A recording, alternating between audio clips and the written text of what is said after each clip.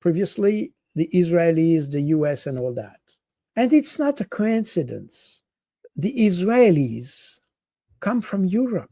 They don't have any cultural tie with the Middle East. Any.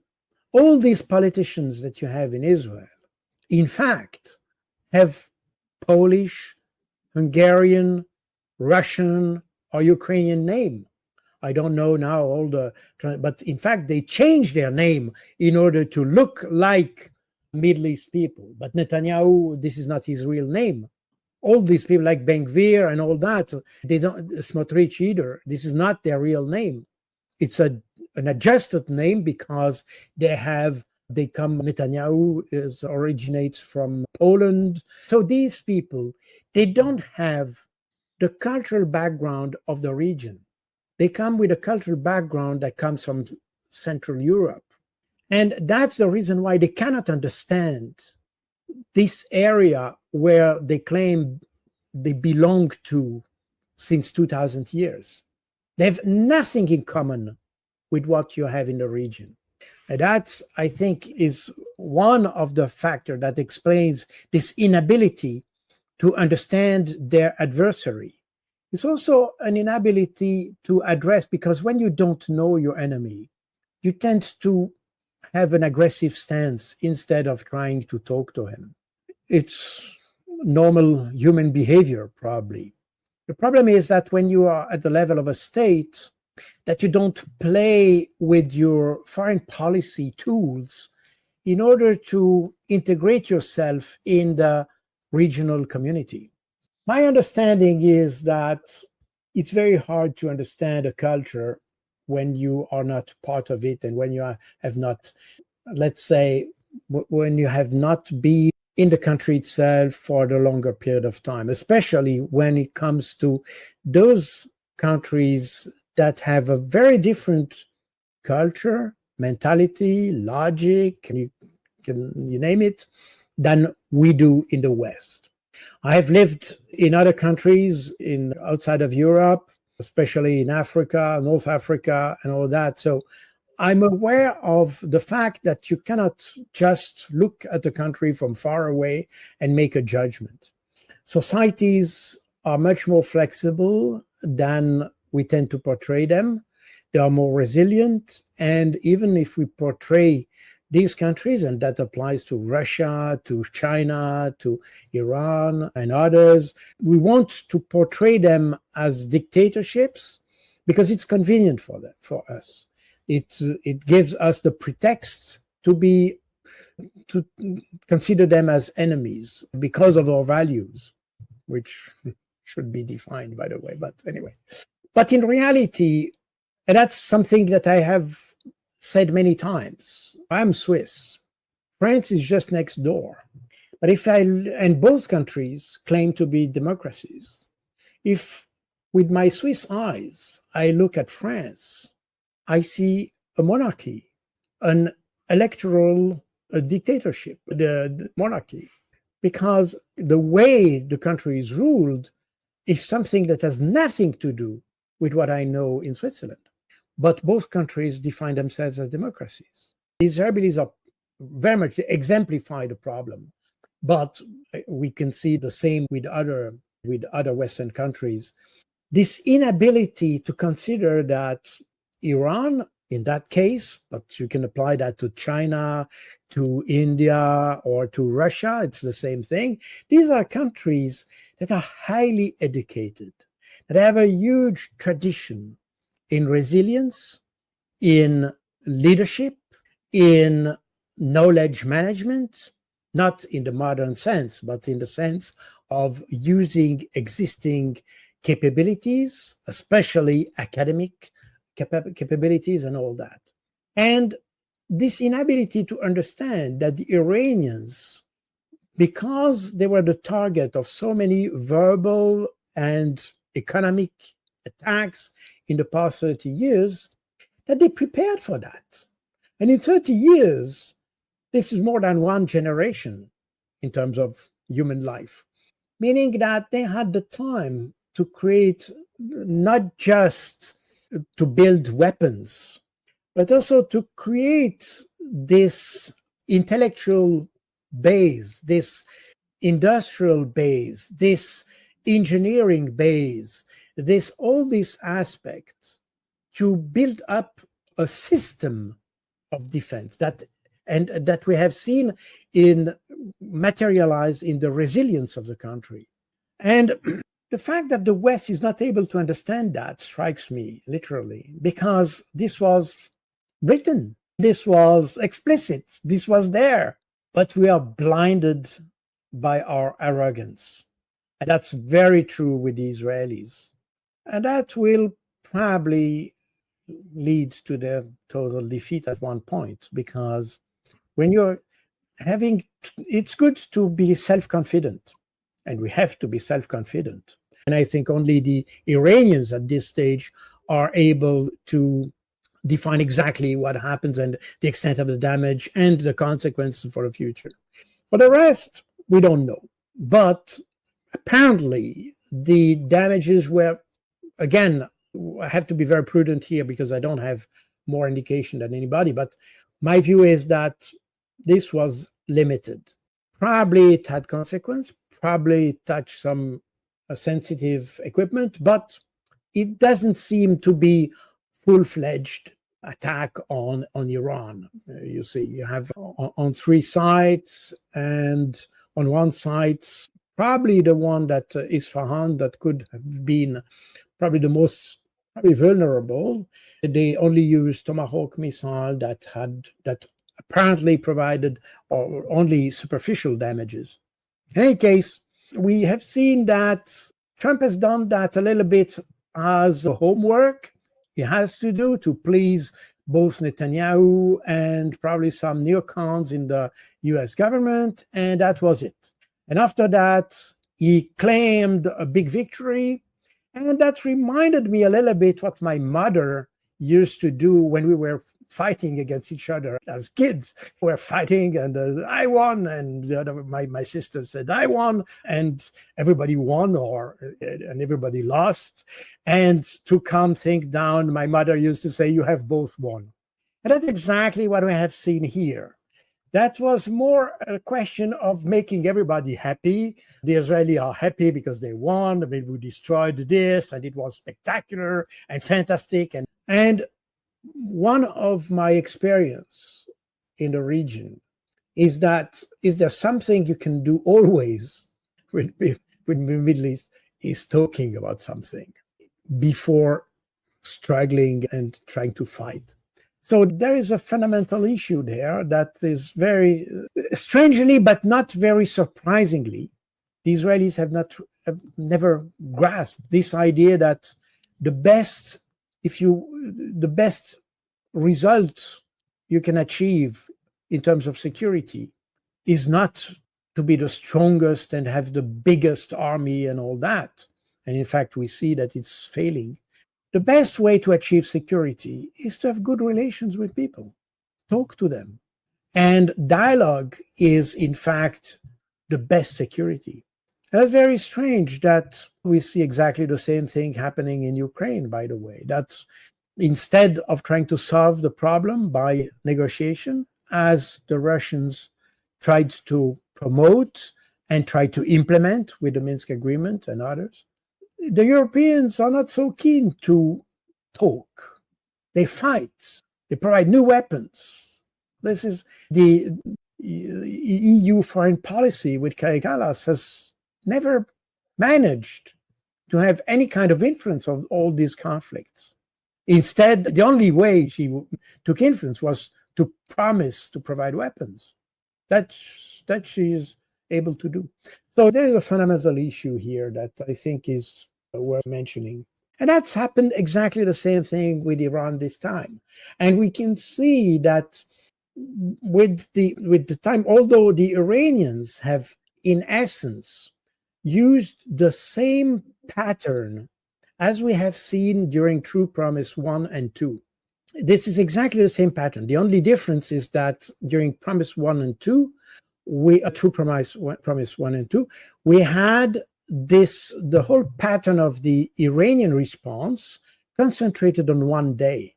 This time, This was diluted over 12 days, but it's exactly the same pattern. And it's fascinating to see that apparently the Israelis have not learned from the first two opportunities to learn. And it came out that apparently Netanyahu was surprised to see the response of the Iranians.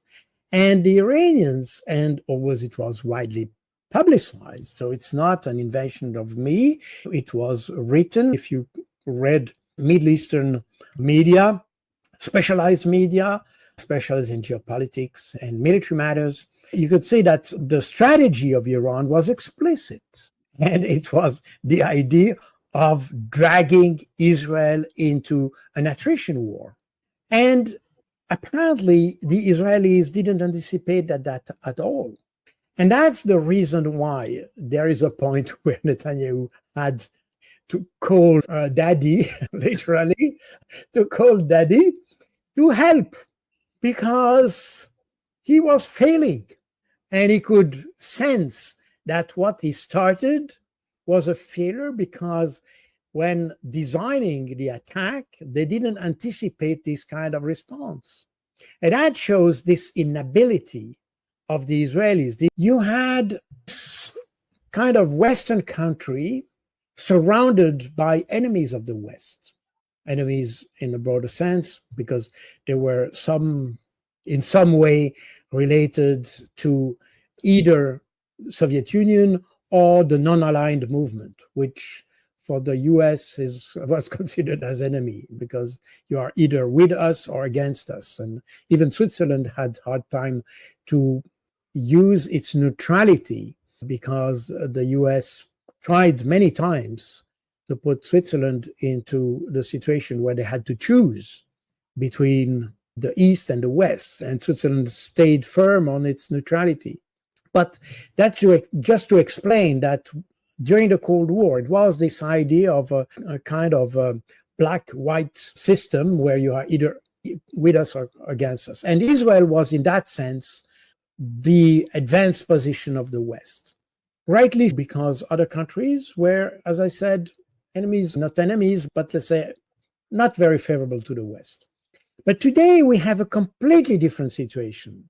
After the end of the Cold War, all these Middle Eastern countries have more or less established strong ties with the West for many reasons. Look at Saudi Arabia, we can even say Syria, after what has changed, Egypt, Jordan, even Iraq to some extent, even if they are definitely not totally in favor of the US, and of course the Emirates and all that. The whole context of the Middle East has changed. So the attack on Iran was the minimal service, though it's something against international law. And that also, that I think an important take of this the sequence we have just seen is the total collapse of the international law-based order. This law-based order that was created after World War II has totally collapsed. We have those who claim to defend values and whatever, have breached the basic rules of the UN Charter for committing war crimes, because attacking civilian nuclear facilities is a war crime, without any reaction from any European or Western country, meaning that all these countries have tacitly accepted, as they accept the massacre of children and women and elder people in Gaza. It's not new. We have seen that in the past, but here we have a blatant example of the collapse of the international. And in addition to that, to add to that, on top of this, you have the IU that has failed in fulfilling its mandate, has demonstrated a corrupt leadership, and has demonstrated its inability to implement the principles of what you have in the UN Charter, beyond its tasks, the principle of objectivity, neutrality, impartiality, all that was collapsed. And we have seen that already with the OPCV during the Syrian war, where the OPCV, I mean, for the Office Against the Proliferation of Chemical Weapons, I think Israel had two main objectives, and a third one, which is also important, but probably not as important as two first ones. The two first objectives were A, to create a political crisis in Iran, and that obviously failed. And it failed because, and it's interesting because when you listen to, especially in France, for instance, where you don't have much real analysis on the conflict and probably little knowledge of the actors. But in any case, when you hear what you have in mainstream media, you have the feeling that the idea of attacking Iran would be followed almost immediately by a collapse of the government, because 80% or more of the population hates the regime, and therefore that if you decapitate, literally, from the Latin, to remove the head, if you remove the head of the government, that would allow the country to explode, literally. And it's interesting to see that this didn't happen at all. On the contrary, all the reports I've seen show that, in fact, you had, regardless of the political view and the individual view, or the view of individuals, you had a kind of strengthening of the national fabrics, if you want, of the country. Even you had a very strong condemnation coming from the Iranian Jewish community. And the leaders of the Jewish community in Iran condemned vehemently the salvage, they use the word savage attack of Israel. And even the Palestinians, with no real international support, with limited funds, with limited armament, with limited resources, managed to, I would say, resist successfully and even inflict, I would say, strategic, not necessarily tactical, but strategic defeat on IDF. Just because by considering your enemy as an idiot, you don't think your action thoroughly. Netanyahu is the bravest of the bravest. And at the same time, you had this response from Iran, which was in fact designed to be limited, but it was bragged as a fantastic victory. And of course, Iranians alarmed before, and that's very fair and all that. So everybody was a winner. And in my view, this approach, which I can understand from a human point of view, if you want, because Trump doesn't want to have this kind of conflict. Again, his priority is to make America great again. And to do that, he has to concentrate its efforts on China. And therefore, dispersing efforts on conflict in Ukraine, Palestine, and Iran, all that is distraction from its main objective. And that's the reason why he would like to solve that. Not to solve the problem. I think that's important. But he wants to have silence. He doesn't want to have this conflict anymore. This shouldn't be that shouldn't be a handicap for his main, to reach his own objective. And therefore he wants to get rid of them. Without, by the way, it's interesting, without, and that's valid for the three conflicts, without looking for long-term solution, a real peace for this conflict. He just wants to have silence for now. There was a silence in the room so that he can continue his work. That's a little bit what I feel. But at least someone tries to do it. We have to acknowledge that, because others don't. And that's very strange that since its inception, Israel has never managed to have a national security policy based on good relation with its neighbors.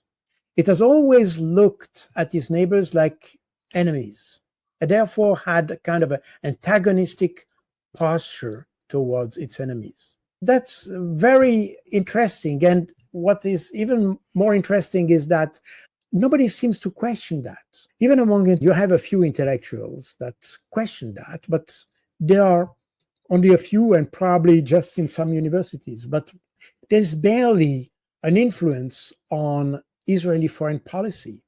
And even today, where you have Israel in the middle of a crisis with Lebanon, a crisis with Syria, a crisis with Egypt, a crisis with Palestinians, a crisis with Iran, who has, let's say, take the initiative for having a dialogue or trying to have a dialogue? The US, not Israel. You never talk about the Israeli foreign policy. You hear them when they complain in a UN General Assembly, that's all. But you have apparently no action of the Israeli foreign policy in trying to solve problems, to talk to others.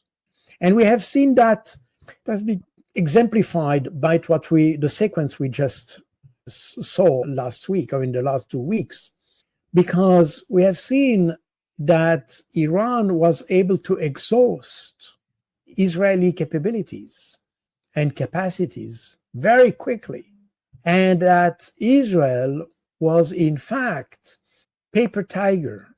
And because nobody talks about the number of Israelis that have left the country and have said they would not come back. And probably those who left the country are probably those who can afford that, meaning they are probably those with some kind of level of education or ability in business or innovation and things like this. And they have seen that probably Israel is no longer the best place to develop their talents. And there are probably other places in the world where they can develop their talents. Therefore, you may well have a country that has been deserted by its elites and just left with those people who, in fact, are probably those extremists whose intellectual level doesn't appear to be extremely high. If you listen to them and the way they behave and the way they consider other nationalities or minorities, I am not sure a country can consider a future just based with people like this. That's my personal view. I might be wrong, but that's my personal view. In any case, we see that the capacities of Israel are definitely not unlimited. And I would suggest that in that new context that has emerged since 30 years, Israel is no longer the only advanced position of the West. So it has lost its strategic value. The problem is that the Israelis have not realized this. And we see that because Trump, who is a pragmatic person, who tends to act tactically without a strategy, he reacts on opportunities. He's a businessman. It's very the type of business you may find in New York. You jump from opportunity to opportunity. That's exactly what he does. There is no elaborated strategy and things like this. It's just opportunity and the next opportunity and all that. And in that context, he has established stronger ties with Saudi Arabia, for instance. Remember, recently, as he was there, he was promised an investment of 600 billion or whatever. And so we see that the importance of Israel, which is in fact almost, not exactly 100%, but it's largely supported by the US and other Western countries, that would probably not survive economically just based on its own capacities. Israel is a cost. There is no benefit beyond having a moral interest in supporting Israel. There's no real interest supporting Israel today. But in fact, during decades, we had this abuse of power that is a dishonor for a military. That explains why you have less and less young Israelis who want to serve in the military. And that shows that probably there is something more fundamental that is rotten within the state of Israel, which is probably the sense of honor, the ethics, the morale, the sense of discipline, and the good common sense. So, what is democracy? For me, France is closer to dictatorship than to democracy, again, with my Swiss eyes. And the fact that French people is able to elect their dictator makes no difference in the way the dictator behaves. So when you see this example of two countries that are just next door, they're touching each other, how can you make a judgment on a system like Iran? And I've lived in countries that are considered as dictatorship. And what I noticed is that, in fact, the reality, especially in the Middle East and in Africa, realities are not just black, white. You have all the shades of gray when you, even in the way you manage the country, you make decisions and all that. You take into consideration a lot of factors that we tend to ignore in the West. So this contributes, this picture that we have of Iran, which in my view is extremely distorted, prevents us to have a sane judgment of the country. And what you just mentioned, that instead of splitting the country, the Israeli and US attacks on Iran, in fact, just strengthened the national unity, is to me no surprise. Because one factor, and again, you're not the first one who said that. I've read that on many articles I've seen, that despite even the existence of opposition and people who disagree with some laws and all that, as we have in the West, by the way. Nobody agrees with all the decisions that are made. That's exactly what we see at play with the Russians, who use this Clausewitzian principle that war is a continuation of politics with other means, meaning that you're playing with those two pillars alternatively or simultaneously in order to achieve your result. Now, when you look at the Europeans today, probably not 50 years ago, but today, as you see with Israel, they have totally forgotten the pillar related to foreign policy. Everything is based on the defense policy, everything. And they don't even consider that their problem could be solved through diplomacy. And you never hear about the Minister of Foreign Affairs. You mentioned that regarding Israel, but you can say exactly the same about Germany, for instance. You had Annalena Baerbock, but this was just an additional warmonger, then it was definitely not diplomacy. So that's where you have the problem. Now, the problem is that the reason why the US and probably no European countries paid attention to that is probably because during the Cold War, Israel was advanced position of the West in the Middle East. And if you look at what you had after, let's say, in the late 40s and up to the early 80s or mid 80s at least, this was also demonstrated its inability to solve the problem, to be part of the problem, in fact. We have seen that in Zaporozhye, in Ukraine with the A. So we have, in fact, what we have seen is not new, but this time it came in plain light, in full light. And that is, in my view, extremely disturbing. So that's what I can say. There's a third objective of the Israelis, that was to destroy the nuclear capacities. And that then comes to the question whether the US and the Israelis, because both tried to hit the civilian facilities, whether it was successful or not, and if they reach the objective, whether they would be able to destroy significantly Iranian capacities, yes or no. We don't have the exact response to that. And of course, it's very dangerous today to take a position, because today we have those who say Israel was not, and the US were not able to achieve the objective, so Iran won.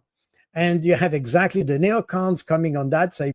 That's why we have to strike back and to strike again, not back again. So that's why I would discourage people to decide today without factual basis to say who was the winner and if the Israelis and the US achieved the objective of destroying nuclear facilities and things like this. So, and there is also something linked to that. And I think that will become more and more, and especially now that we see that Israel, which used to be this invincible fortress, Western fortress in the Middle East, is in fact not invincible, has become a weak point of the West in the Middle East, has become the problem. If we have today a conflict that develops around this issue with Palestine or with Lebanon or with Iran, this conflict would develop around Israel. And that would jeopardize other investment projects promised by other countries and countries that are ready to cooperate with the West. So essentially, Israel has become a liability and no longer a benefit from the West. And I think Israel should think about this, because then that would probably help Israel to play more with its second pillar of the national security policy, instead of relying exclusively on the defense policy and an aggressive stance towards its neighbors.